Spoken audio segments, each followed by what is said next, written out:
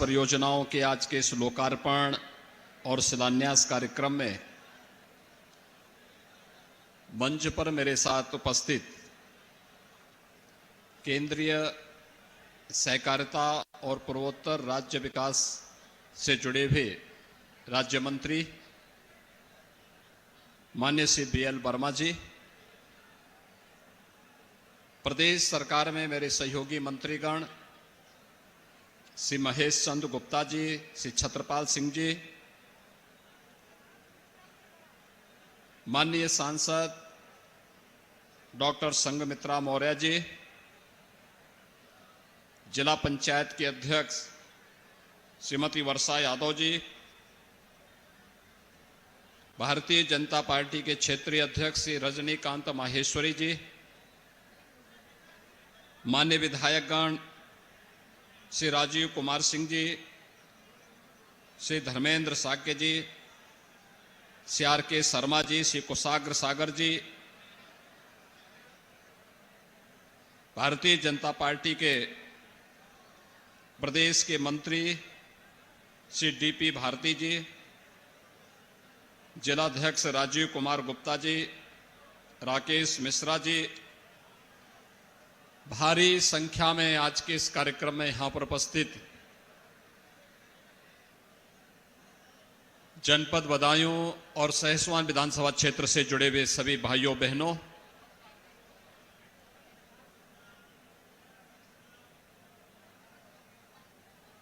प्रातःकालीन सत्र में इतने बड़े पैमाने पर आप सबकी उपस्थिति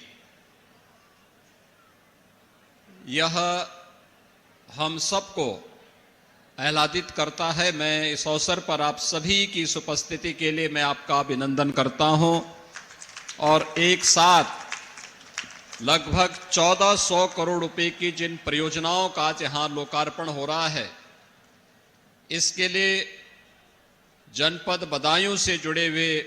सभी जनप्रतिनिधियों के परिश्रम के लिए उन्हें हृदय से धन्यवाद देता हूं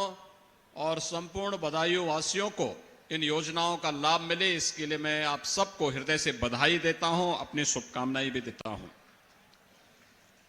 भाइयों बहनों, लोकार्पित होने वाली परियोजनाओं की संख्या 50 है, जिनकी लागत है लगभग 1118 करोड़ रुपए और शिलान्यास होने वाली परियोजनाओं की संख्या है 146 और जिन पर पैसा खर्च होगा 211 करोड़ रुपए। विकास की ये परियोजनाएं समयबद्ध ढंग से हों, कार्य के मानक की गुणवत्ता को हर हाल में बनाए रखते हुए हों, यह प्रदेश सरकार की पहले दिन से मंशा रही है। प्रदेश के अंदर एक विकास का माहौल हो, क्योंकि ये भौतिक विकास के कार्य ही प्रदेश के आम जनमानस के जीवन में परिवर्तन का कारक बनेंगे।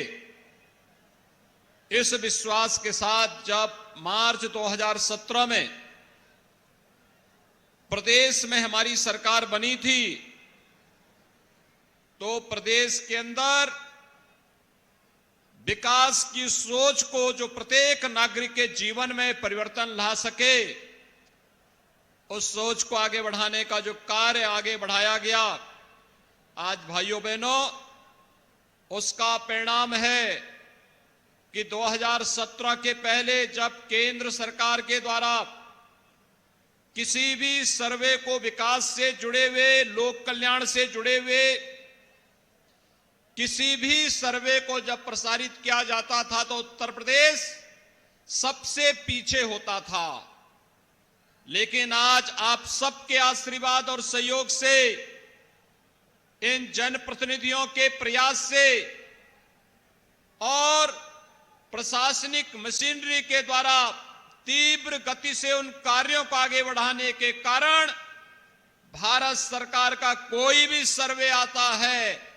और उसमें चाहे वह विकास से जुड़े हुए हों लोक कल्याण से जुड़े हुए हों, उन सभी सर्वे में आज उत्तर प्रदेश नंबर 1 या नंबर 2 पर आता है। यह उत्तर प्रदेश की बदली हुई उस तस्वीर को प्रस्तुत करता है जो देश के सामने जिस उम्मीद के साथ, जिस अपेक्षा के साथ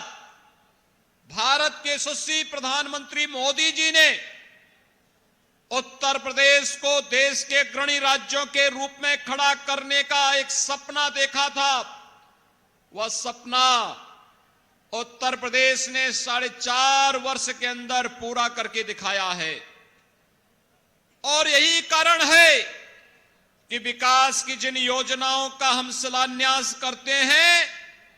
उनका लोकार्पण करने के लिए भी हम लोग स्वयं आते हैं, हमारा जनप्रतिनिधि स्वयं आता है। आज यहां पर 1400 करोड़ रुपए की परियोजनाओं का लोकार्पण और शिलान्यास का एक कार्यक्रम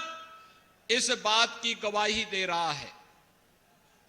भाइयों बहनों, 2017 के पहले उत्तर प्रदेश की स्थिति क्या थी?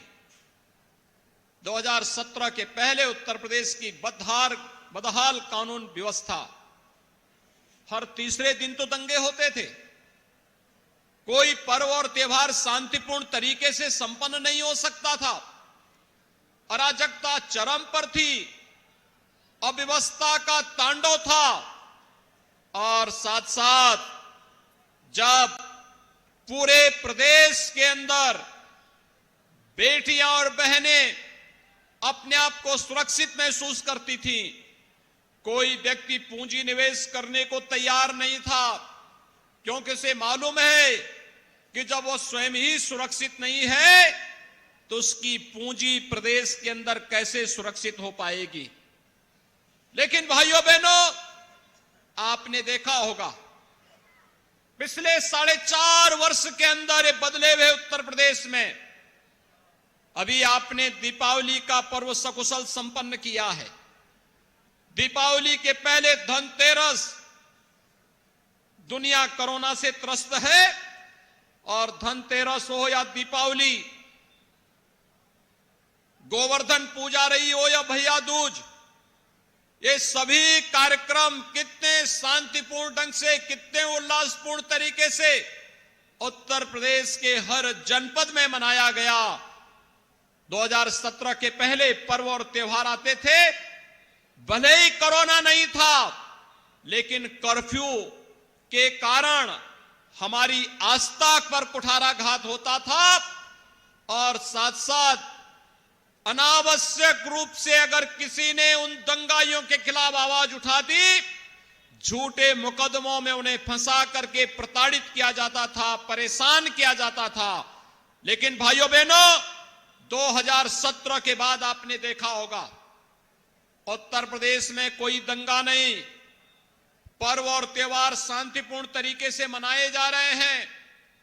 कोई व्यवधान नहीं, कोई बाधा नहीं, सारे कार्यक्रम सकुशल संपन्न हो रहे हैं,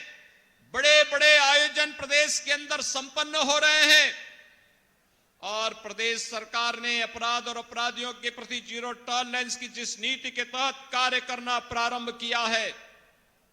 आज उसके परिणाम भी सामने आ रहे हैं। एक तरफ दंगा मुक्त प्रदेश, अपराध मुक्त प्रदेश की गिनती के रूप में उत्तर प्रदेश सामने आ गया है, देश के सामने आ गया है, वहीं देश के अंदर पेशेवर अपराधी और सत्ता के संरक्षण में अपराध पलने वाले अपराधी और माफियाओं के खिलाफ कैसे कार्रवाई होनी चाहिए, उत्तर प्रदेश ने उसकी नजीर भी देश के सामने प्रस्तुत की है। 1800 करोड़ रुपए की माफियाओं की संपत्ति जब्त की गई है, और लगभग इतने ही करोड़ रुपए की उस अवैध संपत्ति को जो जब्त नहीं हो सकती थी, उसको बुलडोजर लगा करके ध्वस्त करने का कार्य भी राज्य की सरकार ने ही किया है। भाइयों बहनों, सोच होती है सरकारों की। याद करिए, समाजवादी पार्टी की सरकार 2012 में आई थी, उसने पहला काम क्या किया था? उस सरकार में सबसे पहला काम तो हुआ था कोसी कला का दंगा,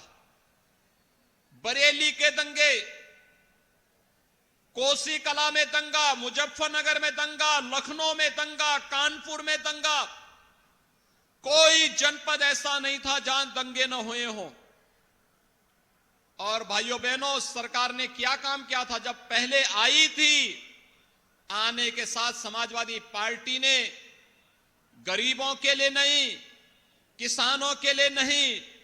नौजवानों के लिए नहीं, महिलाओं के लिए नहीं, उसने श्री राम जन्मभूमि पर आतंकी हमला करने वाले आतंकवादियों के मुकदमों को वापस लेने का काम किया था। पिछली सरकारें आतंकवादियों का मुकदमा वापस लेती थी, दंगाइयों को मुख्यमंत्री आवास पर बुला करके सम्मानित किया जाता था। लेकिन हमारी सरकार में आतंकवादियों को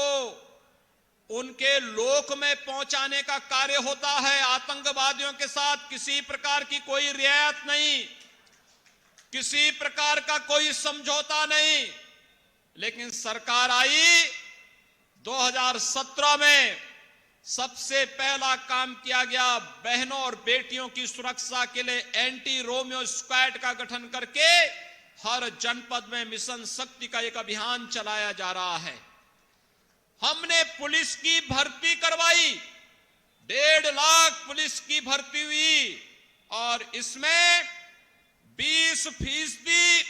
महिलाओं की भर्ती अनिवार्य रूप से होगी। आज आप देखते होंगे कि हर जनपद में पर्याप्त मात्रा में महिला आरक्षी मौजूद हैं, जो प्रदेश के अंदर सुरक्षा का बेहतर वातावरण बनाने में अपना योगदान दे रही हैं। हमने दूसरा कदम उठाया था, 86 लाख किसानों का 36,000 करोड़ रुपए का कर्ज माफी का कार्यक्रम, जिसमें बदायूं में भी बड़े पैमाने पर किसानों का कर्ज माफ हुआ था। और भाइयों बहनों, हमारी सरकार का तीसरा फैसला था अवैध बूचड़खानों को बंद करके गोवंश की तस्करी को पूरी तरह प्रतिबंधित करने का कार्य करना। याद करिए, पिछली सरकारें आतंकवादियों के मुकदमों को वापस लेती थी, पिछली सरकारें महिलाओं की सुरक्षा के साथ खिलवाड़ करती थी, पिछली सरकारें किसानों को दी जाने वाली मदद में कोई सहयोग नहीं करती थी, बल्कि किसानों को मिलने वाली केंद्र सरकार की सहायता को भी हड़पने का कार्य कर जाती थी। भाइयों बहनों, गौ तस्करी और अवैध बूचड़खाने पिछली सरकारों की पहचान थी। हमारी सरकार ने तो न केवल अवैध बूचड़खाने बंद किए,